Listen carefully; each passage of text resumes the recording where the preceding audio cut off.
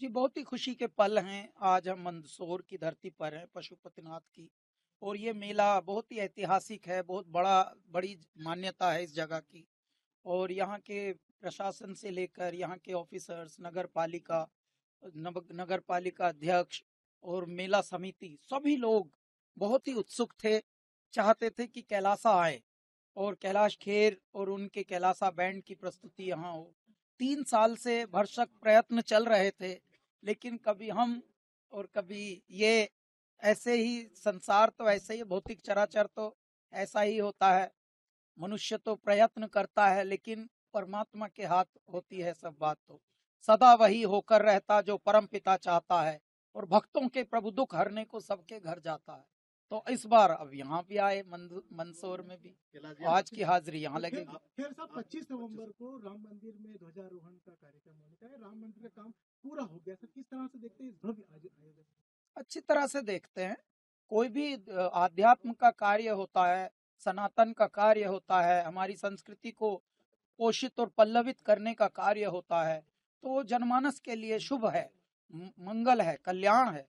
और हमारी संस्कृति के लिए एक बहुत ही बड़ी अच्छी वाली बात है ये संसार में, कि क्योंकि संस्कृति को मिटाने का कार्य तो बहुत लोगों ने किया बीच में, लेकिन अब धीरे धीरे हम अपने गौरव को, अपने वैभव को प्राप्त कर रहे हैं, अपनी संस्कृति की ओर उन्मुख हो रहे हैं। हमारी संतति हमारी संस्कृति की ओर बढ़ रही है और आध्यात्म को ध्या रही है। अब फैशन के लिए नहीं, पैशन के लिए मनुष्य जी रहा है सनातन में। तो ये बहुत बड़े एक अवसर हैं, ये बहुत ही बड़े शुभ अवसर हैं। इनको महोत्सव की तरह लिया जाए। हमारे यहाँ तो जीवन ही महोत्सव है। भारत के तो प्रति व्यक्ति जीवन ही जीता है एक महोत्सव की तरह, जैसे एक उत्सव मना रहा हो। सुबह से शाम तक कोई पेमेंट आए ना आए, फिर भी हंसता हुआ इंसान दिखता है भारत में। पूरी दुनिया में घूम लो, कहीं कहीं आपको ज्यादातर हंसते हुए लोग नहीं दिखेंगे। दौलत होगी, बड़ी बिल्डिंग में रह रहा होगा, बड़ी सड़कें होंगी, बड़ी गाड़ी होगी, उदासी बहुत है, तन्हाई बहुत है।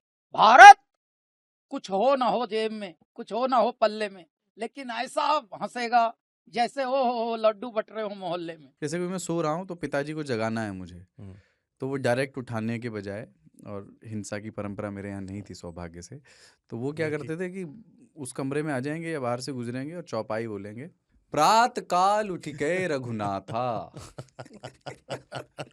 मात पिता गुरु नावई माता। कभी कभी मैं गुस्से में उठ करके, अरे पापा, चरण स्पर्श किया और सो गया। मैंने कहा अब मत उठाना।